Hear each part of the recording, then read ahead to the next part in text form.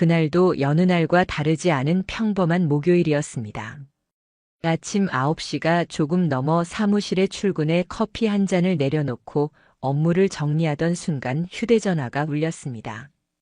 발신자는 카드사였고 단순한 안내 전화겠거니 하며 무심코 받았는데 상담원의 첫 마디는 제 인생을 송두리째 흔들어 놓는 시작이 되고 말았습니다. 고객님, 이번 달까지 연체된 금액이 상당하여 안내드리고자 전화드렸습니다. 순간 귀를 의심했습니다.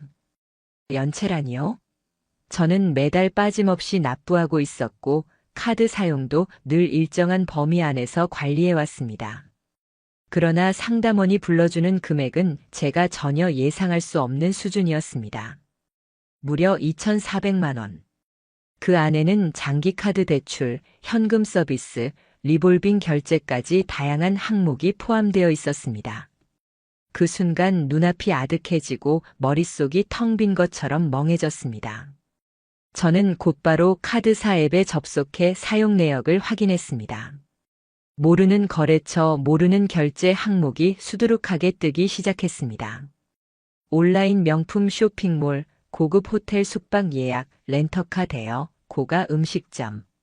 저는 단 한 번도 사용한 적 없는 곳들이었습니다. 이쯤 되니 단순한 오류가 아니라는 게 분명했습니다.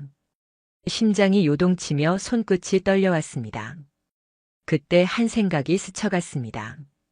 혹시 그제야 최근 들어 아내의 이상한 행동들이 하나둘 떠오르기 시작했습니다. 몇 달 전부터 아내가 늦게 들어오기 시작했습니다. 피부 관리 예약이 늘었다, 야간 시술이 있다, 손님 약속이 있다고 했습니다. 처음엔 직업적 특수성 때문이겠거니 하고 넘어갔습니다. 하지만 그 시각에 전화를 하면 받지 않거나 한참 뒤에야 답장을 보내는 일이 잦아졌습니다. 그럼에도 불구하고 저 역시 아내를 끝까지 의심하지 않았습니다. 워낙 성실한 사람이었고 결혼 후 수년간 함께 쌓아온 신뢰가 있었기 때문입니다. 하지만 명세서에 찍힌 기록들은 제 머릿속에서 흐릿하게 이어지던 의심들을 확신으로 바꿨습니다. 저는 아내 몰래 집안을 샅샅이 뒤졌습니다. 가슴이 뛰고 손에 땀이 났습니다. 절대 보고 싶지 않은, 그러나 반드시 찾아야만 하는 증거가 있을 거라 확신했습니다. 결국 서랍 깊숙한 곳, 서류 봉투 안에서 카드 결제 내역서 뭉치를 발견했습니다. 그 안에는 제가 모르는 결제 기록들이 정리돼 있었습니다. 렌터카 회사, 모텔, 고급 음식점. 차마 눈을 뜨고 보기 힘든 기록들이 줄줄이 나열돼 있었습니다. 얼굴이 화끈거리고 속이 뒤집혔습니다. 저 스스로가 우스워지고 바보가 된 것 같은 모멸감이 들었습니다. 그렇게까지 믿었던 사람에게 속았다는 사실이 온몸을 크게 내리쳤습니다. 그날 밤 저는 평소와 다르게 일부러 일찍 귀가했습니다. 집 거실에 앉아 증거물을 하나씩 펼쳐놓았습니다. 그리고 아내가 들어오길 기다렸습니다. 문이 열리고 환하게 웃으며 들어오는 아내의 모습은 오히려 더 날카로운 분노를 자극했습니다. 마치 아무 일도 없는 듯 오늘은 일찍 왔네. 라고 말하는 그 표정이 너무도 낯설게 느껴졌습니다. 저는 말없이 카드 명세서를 내밀었습니다. 아내의 시선이 종이에 꽂히는 순간 그 표정이 순식간에 얼어붙었습니다. 변명으로 시작했습니다. 이건 오해야, 잘못된 결제야라며 둘러대더니 제가 확보한 더 많은 증거들을 하나씩 보여주자 결국 무너져 버렸습니다. 눈물이 터지고 무릎을 꿇었습니다. 그리고 떨리는 목소리로 모든 것을 실토했습니다. 아내는 다른 남자가 있다고 고백했습니다. 처음에는 단순히 상담차 알게 된 피부샵 고객이었는데 대화를 나누다 살짝 마음이 열렸고 술자리와 영화관을 가면서 관계가 시작됐다는 것이었습니다. 이후 그 남자가 경제적으로 힘들다고 호소하자 조금씩 돈을 도왔고 어느 순간 그게 눈덩이처럼 커져 제 명의로 대출까지 당겨 쓰는 지경에 이르렀다고 했습니다. 저는 차갑게 물었습니다. 그 남자는 널 진심으로 사랑한 거냐? 아내는 대답을 머뭇거리다가 결국 털어놨습니다. 그 남자는 처음부터 금전을 목적으로 접근했을 가능성이 크다고. 아내조차 뒤늦게 깨달았지만 이미 늦었다고. 그의 말에 속아 자신의 통장을 전부 바치고 부족하면 제 이름을 빌려 대출받아 건넸다고. 심지어 보증까지 섰다고. 제 숨은 막혔고 이성은 끊어졌습니다. 제 이름으로 서류가 남겨졌고 유출된 돈들은 이미 돌이킬 수 없는 상태였습니다. 그게 단순한 바람일 수 있습니까? 사랑이라며 포장할 수 있습니까? 아내는 끊임없이 미안하다며 고개를 조아렸습니다. 그러나 제 아내 목소리는 단호했습니다. 이건 단순히 신뢰의 문제가 아니다. 내 인생 전체가 파괴된 문제다. 그날 이후 저는 변호사를 찾았습니다. 모아온 증거, 카드 거래 내역, 문자 캡처, CCTV 기록까지 모두 보여줬습니다. 변호사는 고개를 끄덕이며 말했습니다. 이건 명백한 유책 사유입니다. 이혼 사유로 충분하고 상대 남성에 대한 손해배상 청구도 가능합니다. 저는 더 이상 망설이지 않았습니다. 지금까지 허물없이 믿었던 아내가 제 삶을 벼랑 끝으로 내몰았을 때 저는 더 이상 혼자가 아니었습니다. 법이 있었고 현실이 있었습니다. 그날 밤 불 꺼진 집 거실에 홀로 앉아 있었습니다. 눈앞에 놓인 명세서와 서류, 산더미 같은 증거물들을 보며 스스로에게 되뇌었습니다. 이제 시작이다. 모든 것을 되찾고 반드시 끝을 보겠다. 이제 제게 남은 건 눈앞의 서류들이 아니라 앞으로 싸워야 할 긴 시간과 냉정한 결단뿐이었습니다. 아내의 배신이 드러난 그날 이후 제 삶은 돌이킬 수 없는 새로운 국면으로 진입했습니다. 집안의 공기는 무겁게 가라앉아 있었고 아내의 울음소리와 변명은 더 이상 어떤 의미도 가지지 못했습니다. 회의처럼 반복되던 미안하다는 말은 귀에 닿기도 전에 의미를 잃었고 오직 가슴을 죄어오는 건 현실적으로 다가온 빚과 무너진 신용 그리고 무너진 가정이었습니다. 며칠 뒤 저는 변호사와 다시 마주 앉았습니다. 책상 위에 쌓아 올린 증거물들을 하나하나 설명하자 변호사는 또렷하게 말했습니다. 아내의 유책 사유는 명확합니다.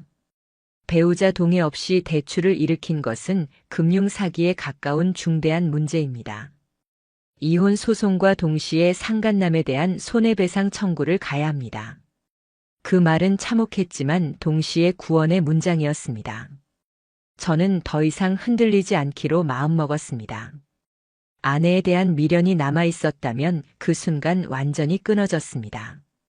결혼하는 순간부터 저에게 가정을 함께 지켜야 할 책임이 있었듯 배신한 아내에게는 돌이킬 수 없는 책임이 있었습니다. 며칠 후 정식으로 이혼 소장을 작성해 아내에게 전달했습니다. 집 거실에서 서류 뭉치를 받아든 아내의 손은 떨렸고 얼굴은 파랗게 질려 있었습니다. 처음엔 두 손을 모으고 제발 한 번만 기회를 달라고 애원했습니다. 하지만 제 대답은 단호했습니다. 넌 이미 모든 걸 망쳤어. 내 신용도 내 삶도 내 마음도 전부. 그 순간 아내의 표정은 절망으로 변했고 그제야 이제는 돌이킬 수 없는 세계에 발을 디뎠다는 걸 깨달은 듯 했습니다. 그러나 그 전쟁은 집안에서 끝나지 않았습니다. 직장, 사회, 인간관계까지 흔들리기 시작했습니다. 아내가 다니던 직장에서도 문제가 불거졌습니다. 회사 복지카드를 개인적인 용도로 사용한 사실이 드러난 겁니다.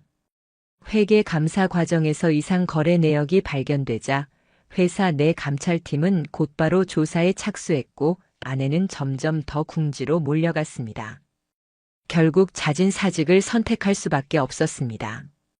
직장에서도 집에서도 설 자리를 잃은 그녀는 완전히 붕괴하기 시작했습니다. 저는 상황을 냉정하게 지켜봤습니다. 더 이상 제 몫이 아니었기 때문입니다. 제 삶은 이미 파괴되었고 이제는 남겨진 잔해를 하나씩 주워 담아야 할 차례였습니다. 그녀의 파산과 몰락은 제게 안타까움보다 그녀의 무책임이 어떤 결과를 불러오는지를 확인하는 시간이었습니다. 그런데 놀라운 소식이 또 전해졌습니다. 아내와 엮여있던 그 상간남이 감쪽같이 자취를 감춘 겁니다. 본인이 원하는 만큼 돈을 뜯어내자 더 이상 미련 없이 떠나버린 것이었습니다. 아내에게 남은 건 거대한 빚과 신용불량 상태, 그리고 끝없는 후회뿐이었습니다. 하지만 저는 전혀 놀라지 않았습니다. 애초에 그 남자가 진심으로 아내를 생각했다면 제 명의로 된 대출까지 손을 대는 일은 없었을 테니까요. 문제는 그가 잠적했음에도 불구하고 여전히 법적 절차는 남아있었다는 것이었습니다. 변호사의 조언에 따라 상간남에게 위자료 청구 소송을 정식 접수했고 법원으로부터 송달이 이루어지자마자 상대방도 변호사를 내세워 대응 서류를 보내왔습니다. 하지만 그 안에 담긴 내용은 어이가 없을 만큼 뻔뻔했습니다. 자발적으로 돈을 빌려준 것이지 금전적 지원을 강요한 적은 없다. 순수한 교제였다. 교제, 순수함, 호텔 숙박 내역과 모텔 사용 기록, 고액 송금 내역, 그리고 그 과정에서 반복된 나 힘들다 도와달라는 문자를 증거로 확보해둔 제 입장에서 그들의 해명은 조잡한 거짓에 불과했습니다. 변호사는 오히려 허술한 주장이 우리에게 유리하다고 설명했습니다. 그 이후 아내는 매일 저를 찾아와 용서를 빌었습니다. 울면서 소리치면서 때론 무릎 꿇고 심지어 제 회사 앞까지 찾아와 동료들의 눈길을 받게 만들기도 했습니다. 저는 단 한마디로 선을 그었습니다. 넌 스스로 선택한 거야. 내가 지금 겪는 건 그 결과일 뿐이야. 아내는 여전히 핑계를 댔습니다. 자신이 순진해서 속아서 몰라서. 그러나 그건 책임을 회피하는 마지막 몸부림일 뿐이었습니다. 누군가를 속이려는 순간 거기에 동참하는 사람은 순진하다는 단어로 보호받지 못합니다. 아내는 의도적으로 제게 말하지 않았고 그것이 모든 걸 무너뜨린 진짜 원인이었습니다. 이혼 소송은 예상보다 수월하게 진행되었습니다. 아내의 유책 사유가 분명했고 증거도 차고 넘쳤습니다. 법원은 아내의 일방적 배신을 인정하고 이혼을 판결했습니다. 동시에 상간남에 대한 위자료 청구 역시 인용되었습니다. 그러나 소송이 끝났음에도 아내는 제게 전화를 걸어 합의금을 조금이라도 달라며 협박 같은 태도를 보였습니다. 저는 변호사의 입회 하에 명확히 선을 긋고 일절 도움을 주지 않았습니다. 그 무렵 상간남은 점점 더 초라해지기 시작했습니다. 변호사 비용이 부담됐는지 두 번째 공판 이후엔 직접 출석조차 하지 않았고 결국 법원은 그의 불성실한 태도를 고려해 일방 판결을 내렸습니다. 위자료 3천만 원 지급 명령. 그는 사회적 신뢰와 금전적 의무를 동시에 짊어지게 되었습니다. 반면 아내는 그 무렵 거의 폐인처럼 변해갔습니다. 스스로 직장을 잃고 가족과 친척들마저 등을 돌렸습니다. 신용불량자라는 낙인이 찍히자 사회에서 설 자리는 더 줄어들었습니다. 은행 계좌 개설조차 어렵고 카드도 만들 수 없게 되자 그녀의 삶은 서서히 고립되어 갔습니다. 그런데도 아내는 저를 찾아왔습니다. 회사 근처에서 집 앞에서 때론 밤늦은 시간에도 손에 든 비닐봉지 하나 해진 가방 하나. 몰라보게 초라해진 모습이었지만 제게는 더 이상 그 어떤 감정도 일어나지 않았습니다. 정말 마지막이야. 나 다시 시작하고 싶어. 그녀의 말에 저는 단호하게 대답했습니다. 내게 다시 시작할 기회는 없어. 그건 내가 버린 거야. 내가 선택한 결과야. 그 순간 아내는 더 이상 말을 잇지 못했습니다. 주저앉아 울부짖는 모습조차 저에겐 더 이상 동정의 대상이 아니었습니다.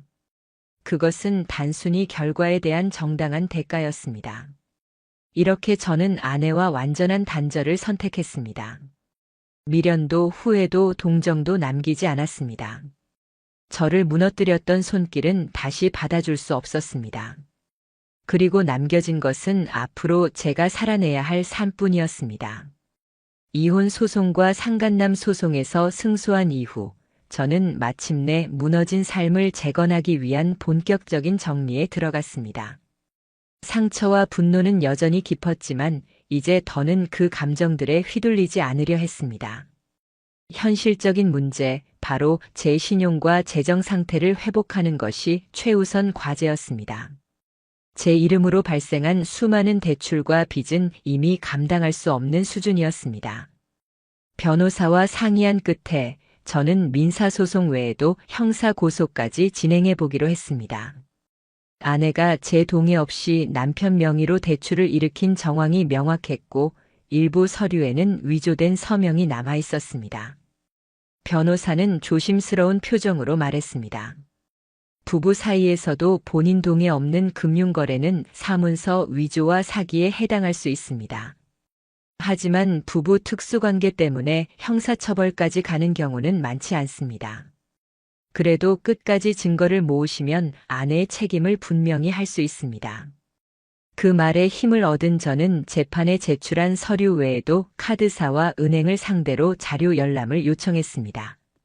서명, 통화 기록, 신청 내역, 심지어 상담원의 녹취까지 확보할 수 있었고 이를 통해 아내가 계획적으로 제 명의를 도용했다는 사실이 드러났습니다.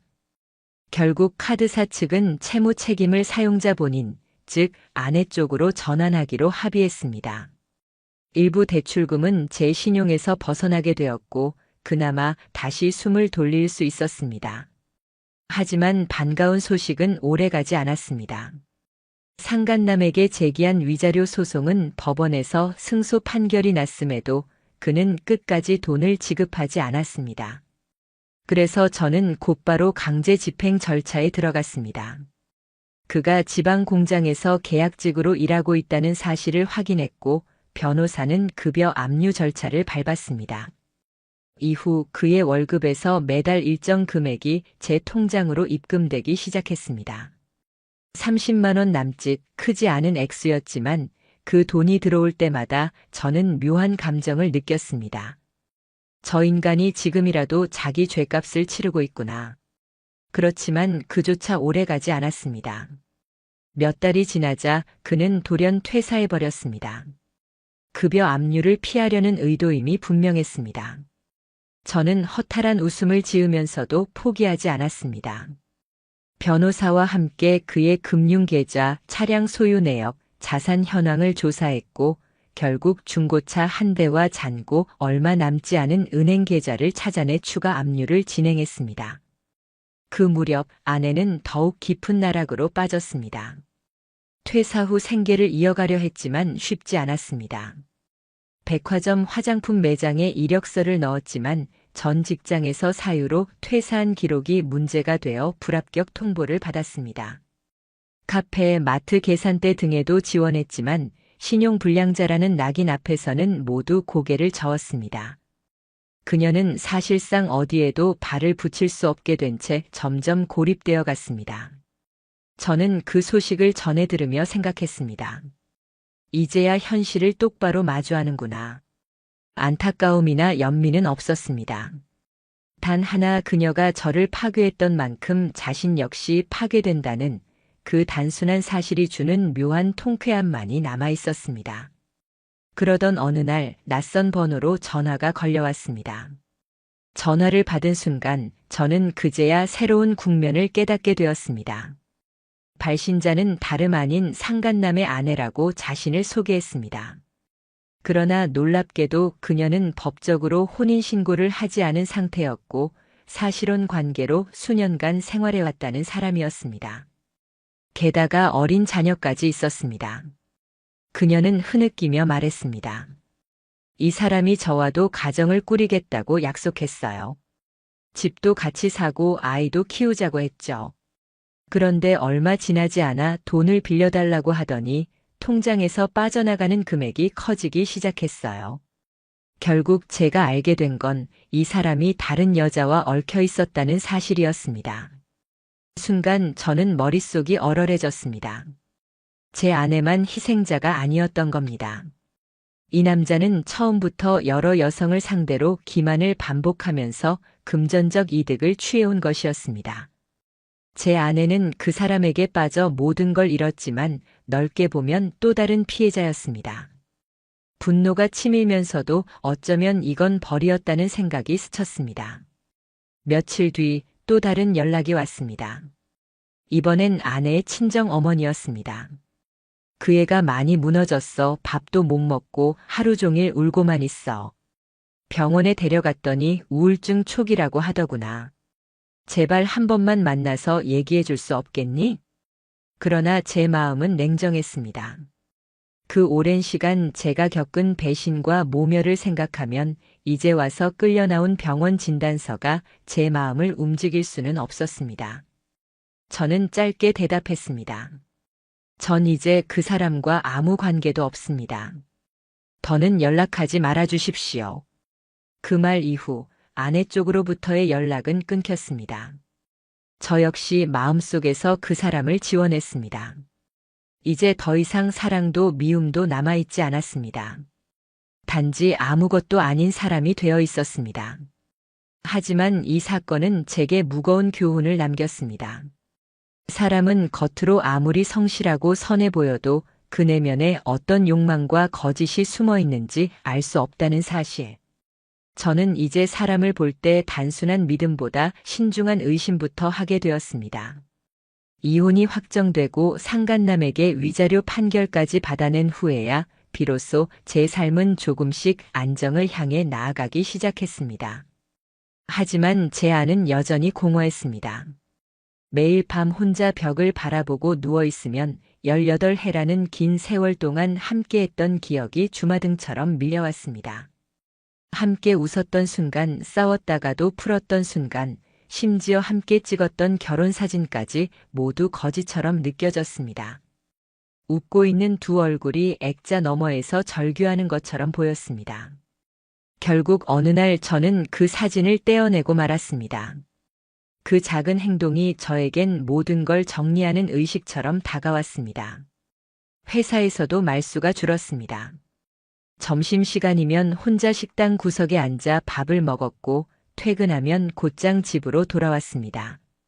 예전 같으면 불 꺼진 집에 들어오는 게 허무했겠지만 이제는 오히려 고요함이 위안이 되었습니다. 아무도 저를 속이지 않고 울먹이며 변명하지도 않으며 저만의 호흡으로 숨 쉴 수 있는 공간이었기 때문입니다.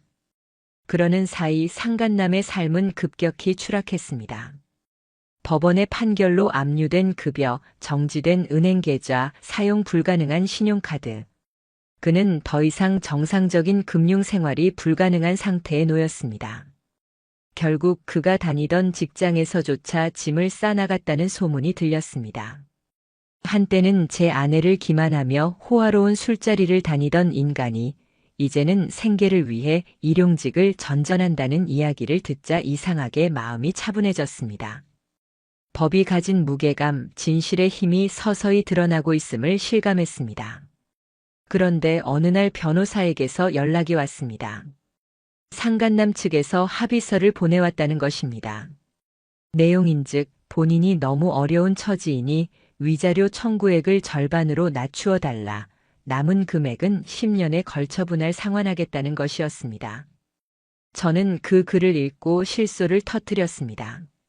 제 인생을 그렇게 무참히 짓밟아 놓고 이제 와서 눈물겨운 합의를 바란다니. 저는 변호사에게 단호하게 말했습니다. 어떤 감정적 흔들림도 없이 법적으로 그대로 밀고 나가겠습니다. 동정은 없었습니다. 그것은 제 삶을 다시 무너뜨리는 길이었으니까요. 그 무렵 전 아내는 더욱 깊은 나락으로 떨어졌습니다. 법원의 판결로 제 명의에서 돌려진 일부 채무가 그녀에게 이전되었고 신용불량자 딱지는 떼어낼 수 없었습니다. 친정 식구들마저 외면했고 친척들 사이에서조차 손절해야 할 사람으로 떠올랐습니다. 지인에게 들은 이야기인데 명절 때 그녀가 친정 식구들과 마트에서 카트 하나를 두고 실랑이를 벌이다 결국 물건을 도로 내려놓고 돌아갔다더군요.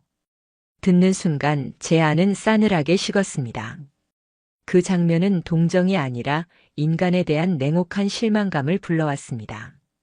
사람은 누구나 실수를 합니다. 그러나 실수를 반복하고 타인을 속이며 결국 자신이 무너진 뒤에야 후회하는 것은 비겁함에 불과합니다. 제가 제일 분노했던 건 그녀가 나는 단지 순진했을 뿐이다라는 말로 모든 걸 포장하려 했던 태도였습니다. 그건 순진함이 아니라 무책임과 방조였습니다. 그래서 저는 흔들리지 않기 위해 새로운 생활 루틴을 만들기 시작했습니다. 주말마다 도서관을 들르고 퇴근 후에는 조깅을 하거나 헬스장에서 땀을 흘렸습니다. 처음에는 그저 시간을 죽이는 정도였지만 점점 몸이 달라지고 마음이 진정되며 스스로를 회복해간다는 느낌을 받았습니다. 아무것도 채우지 않아도 괜찮다는 것을 알게 되었습니다. 중요한 건 비워내는 과정이었습니다. 그때 또 다른 충격적인 일이 벌어졌습니다. 어느 날 제게 모르는 여성이 연락을 해왔습니다. 자신을 상간남의 전 여자친구라고 소개한 그녀는 떨리는 목소리로 말했습니다. 저도 당했어요. 그는 저에게 사업을 한다며 투자금이 필요하다고 했고 저는 믿고 2천만 원을 빌려줬습니다. 하지만 결국 돌아온 건 빚뿐이었어요. 그녀와 마주 앉아 이야기를 나누며 저는 소름 끼치는 사실을 알게 됐습니다. 그 남자는 저희 아내뿐 아니라 수많은 여성에게 동일한 수법으로 접근해 왔던 것이었습니다. 처음엔 다정하게 다가가 마음의 문을 연 뒤 경제적 어려움을 호소하며 돈을 요구했습니다. 그녀가 보여준 문자 내역과 계좌 송금 기록은 제가 겪었던 상황과 너무도 닮아 있었습니다. 그 순간 저는 깨달았습니다. 이건 단순한 불륜 사건이 아니었습니다. 패턴화된 사기, 누군가의 인생을 교묘하게 파괴하는 범죄였습니다. 그래서 저는 그녀와 함께 경찰에 진정서를 제출하기로 했습니다. 개인적인 복수가 아닌 사회적인 정의 차원에서 이 악순환을 끊어야 했습니다. 경찰은 우리의 제보를 받고 적극적으로 움직였습니다. 금융 거래 내역, 통신 기록, 심지어 위치 정보까지 확보하며 수사는 빠르게 진행되었습니다. 이어서 다른 피해자들의 진술도 줄줄이 나오기 시작했습니다. 2명, 3명, 4명 피해자는 한둘이 아니었습니다. 결국 경찰은 상간남을 상습 사기 혐의로 정식 입건했습니다. 그 소식을 들은 날 저는 가만히 창밖을 내다보았습니다. 교묘히 웃으며 제 아내를 속이고 제 인생을 바닥으로 끌어내린 그 남자가 마침내 죗값을 치르게 된 순간이었습니다. 그때 제 가슴속을 채운 건 분노도 아니고 기쁨도 아니었습니다. 오직 차분한 안도감 하나뿐이었습니다. 진실은 끝내 드러난다는 단순한 사실이 주는 안도감 말입니다. 그날 밤 저는 오랜만에 술잔을 기울였습니다. 목으로 넘어가는 씁쓸한 맛은 고통의 기억을 연상시켰지만 동시에 저는 한 가지 확신을 얻었습니다. 더 이상 누구에게도 제 삶을 내주지 않겠다는 결심이었습니다. 그리고 그 결심이야말로 제 인생을 다시 일으켜 세우는 가장 강력한 무기가 될 거라 믿었습니다. 상간남의 사기 혐의가 본격적으로 수사 대상이 되면서 저는 처음으로 공권력의 무게라는 것을 실감했습니다.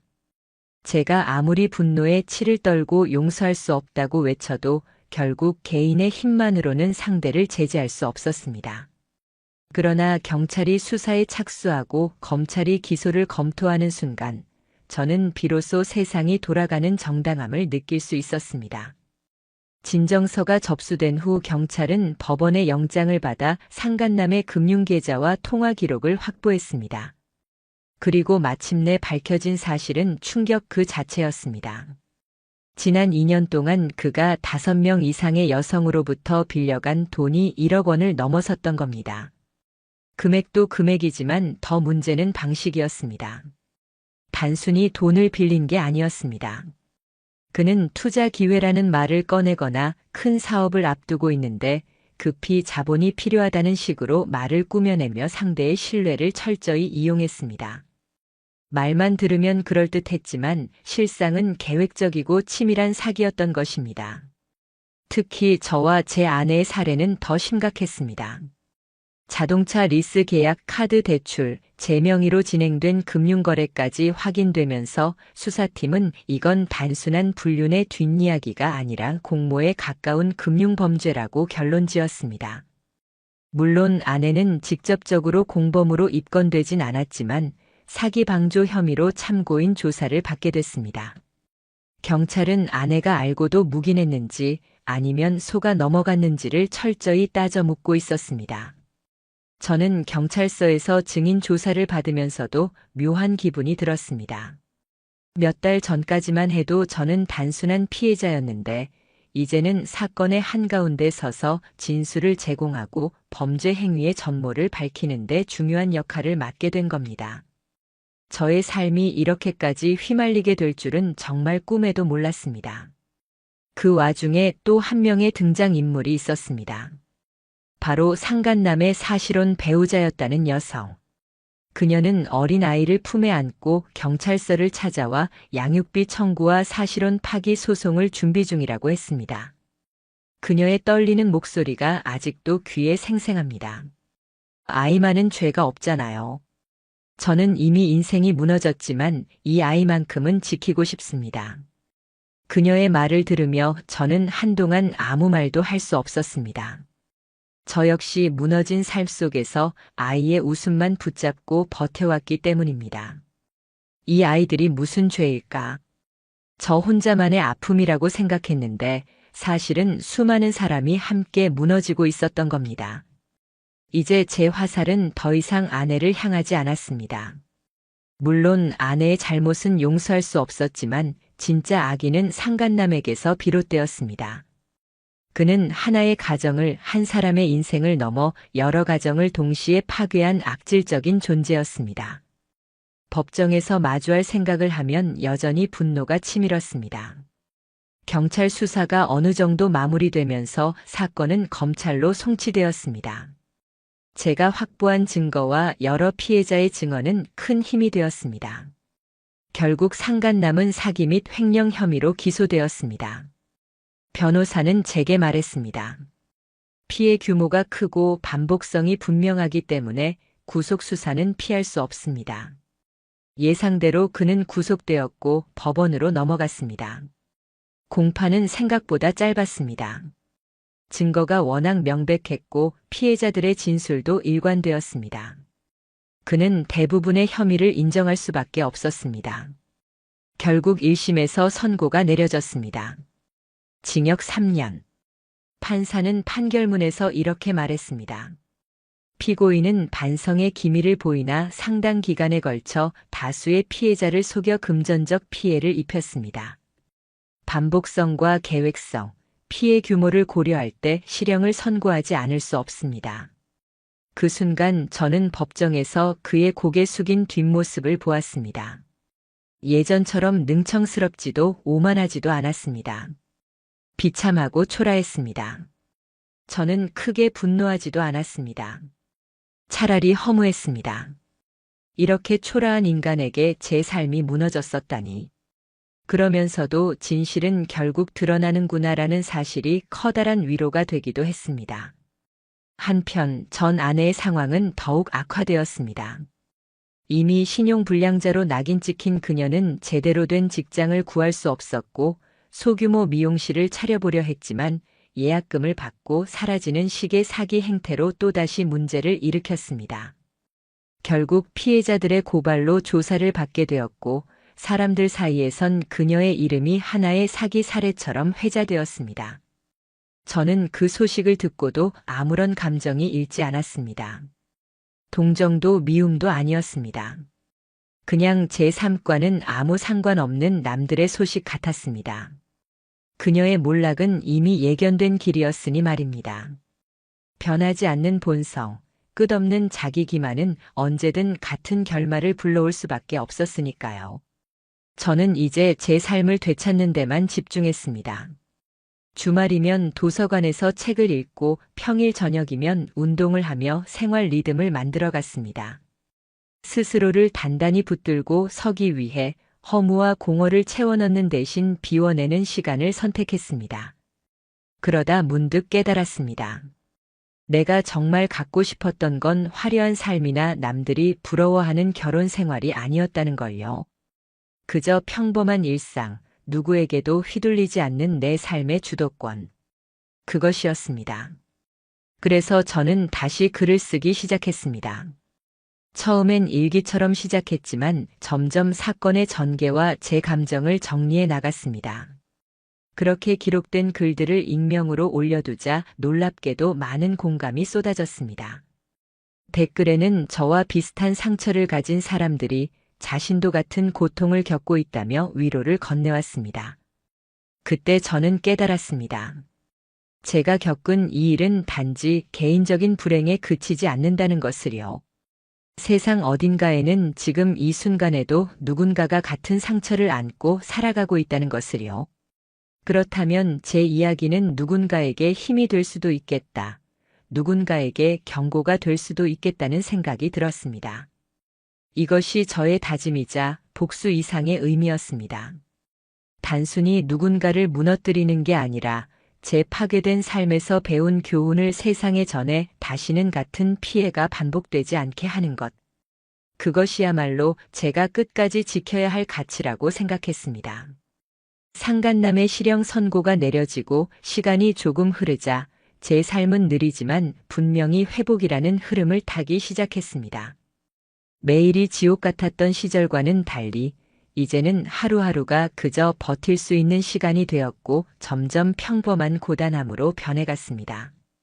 분노는 조금씩 잦아들었고 그 자리에 남은 건 오히려 묘한 공허함이었습니다.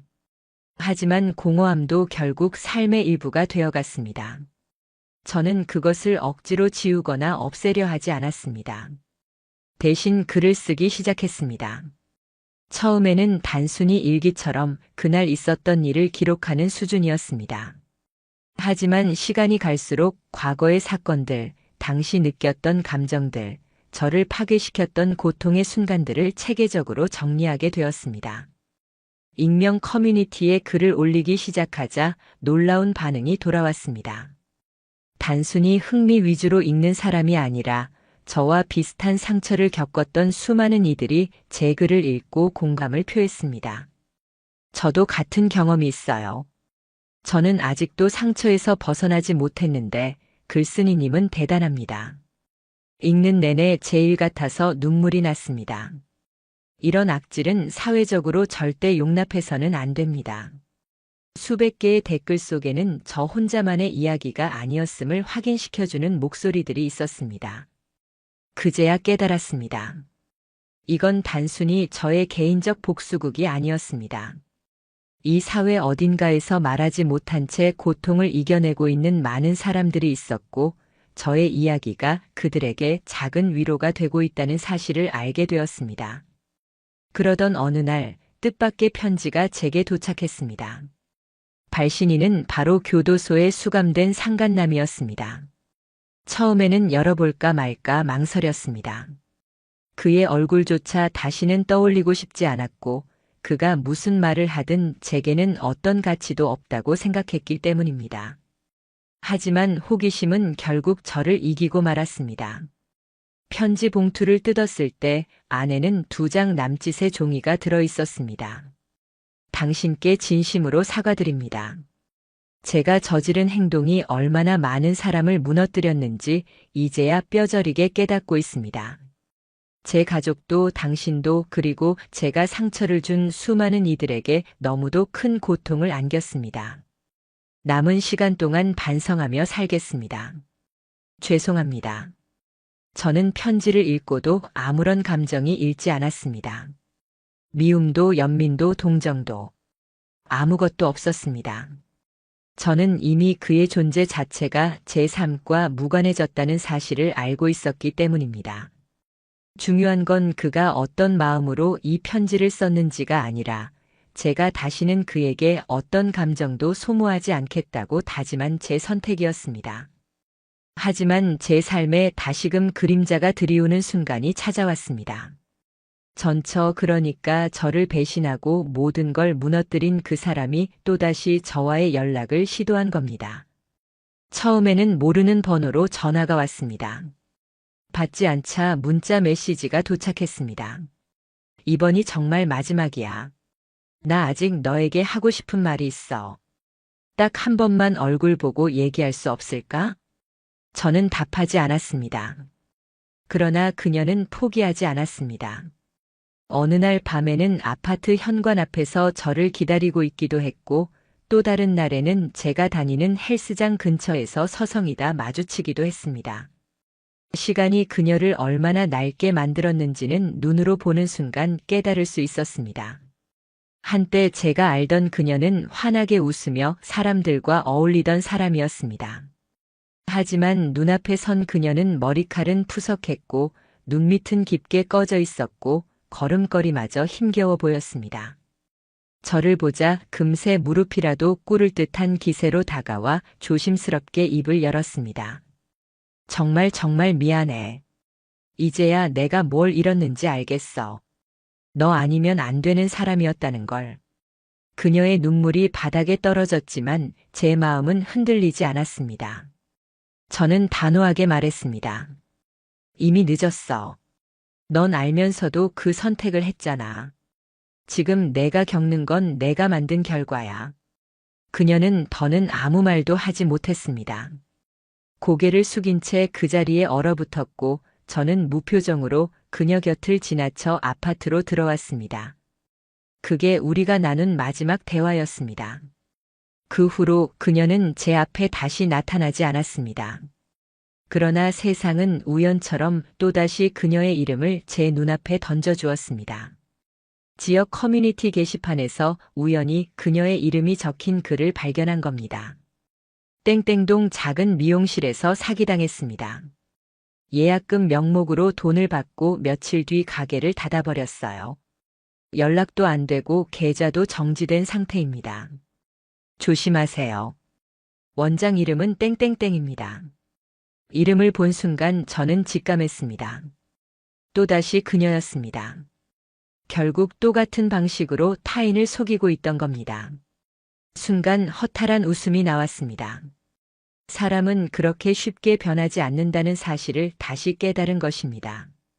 저는 더 이상 그녀의 이야기에 휘둘리지 않았습니다. 사회적 처벌이든 법적 책임이든 그것은 이제 그녀 스스로가 감당해야 할 몫이었습니다. 저는 다만 확신했습니다.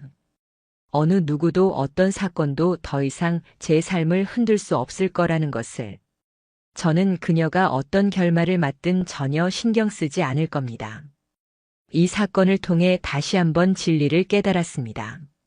사람은 고통을 겪더라도 쉽게 변하지 않습니다. 본성은 결국 반복되며 자기 이익을 위해 거짓과 기만을 일삼는 사람은 결국 같은 방식으로 무너질 뿐입니다. 그 자리에 제가 이제 없을 뿐입니다. 그리고 저는 알게 되었습니다. 제가 스스로를 붙잡고 일어선 지금 이 순간부터는 제 삶은 다시는 남의 손에 쥐어지지 않을 거라는 사실을요. 시간은 흐르고 계절이 몇 번 바뀐 뒤에야 저는 상간남이 교도소에서 형기를 마치고 출소했다는 소식을 들었습니다. 하지만 그의 인생은 이미 끝장난 것이나 다름없었습니다. 사회적으로도 완전히 신용을 잃었고 감당할 수 없는 채무를 짊어진 그는 이름과 얼굴까지 바꾸며 숨어 살고 있었습니다. 전해 들으니 이곳저곳을 떠돌며 일용직으로 하루 벌어 하루를 연명한다고 했습니다.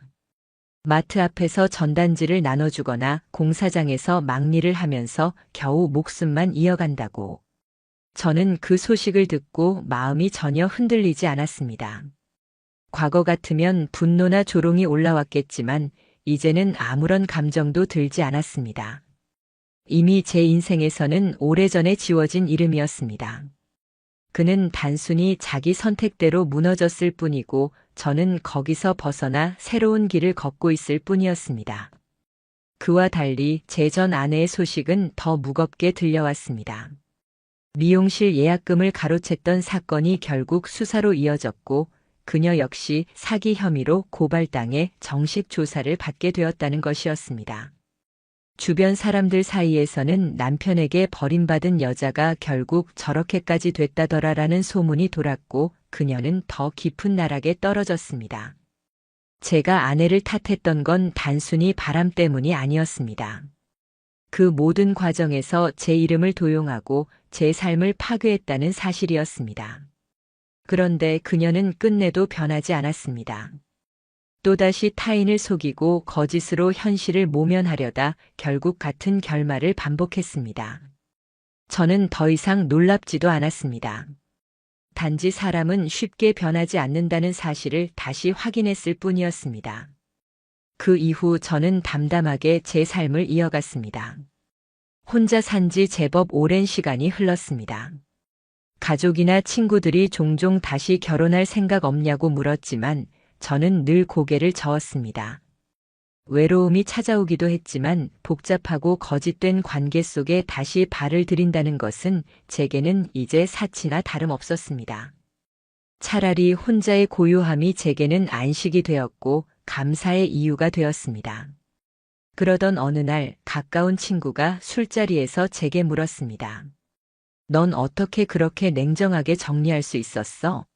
보통 사람 같으면 아내가 아무리 잘못했어도 끝까지 흔들리기 마련인데. 저는 웃으며 잔을 내려놓았습니다. 그리고 짧게 답했습니다. 그건 간단해.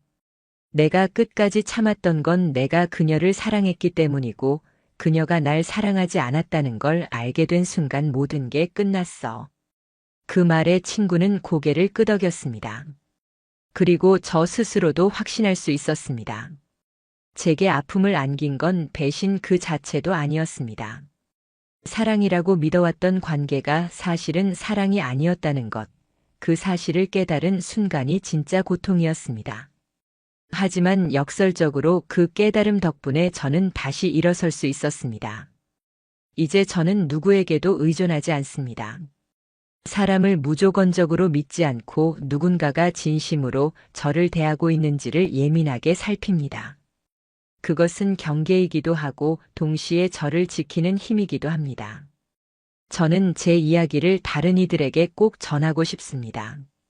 사랑을 믿지 말라는 게 아닙니다. 하지만 상대가 진심인지 혹은 거짓을 꾸며내고 있는지는 반드시 살펴야 한다는 겁니다.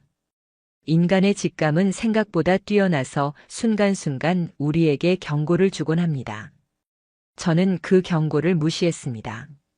그래서 수년간 쌓아온 인생이 일순간에 산산조각 나버렸습니다. 하지만 그 잔해를 하나씩 주워 담으며 스스로를 다시 세웠습니다. 치열한 법정 다툼 속에서도 흔들리지 않으려 노력했고 무너진 신용을 회복하기 위해 발버둥쳤으며 고통 속에서도 글을 쓰고 기록하며 제 목소리를 되찾았습니다. 지금의 저는 더 이상 약하지 않습니다. 누군가 또다시 거짓으로 다가와 저를 무너뜨리려 해도 그 시절의 저와는 다를 겁니다. 왜냐하면 저는 더 이상 타인의 삶의 도구가 아니라 제 삶의 주인이 되었기 때문입니다. 그리고 오늘 제 이야기를 끝까지 들어주신 여러분께 한 가지만 말씀드리고 싶습니다. 진실은 결국 드러납니다. 그리고 사랑이든 신뢰든 그것이 진심이 아니라면 반드시 무너집니다. 하지만 반대로 나 스스로를 지키기 위한 용기와 결심은 절대 배신하지 않습니다. 저는 이제 제 삶을 온전히 제 손으로 살고 있습니다. 그것이 지난 모든 고통에서 건져 올린 단 하나의 선물이자 제가 끝내 얻어낸 최후의 승리였습니다.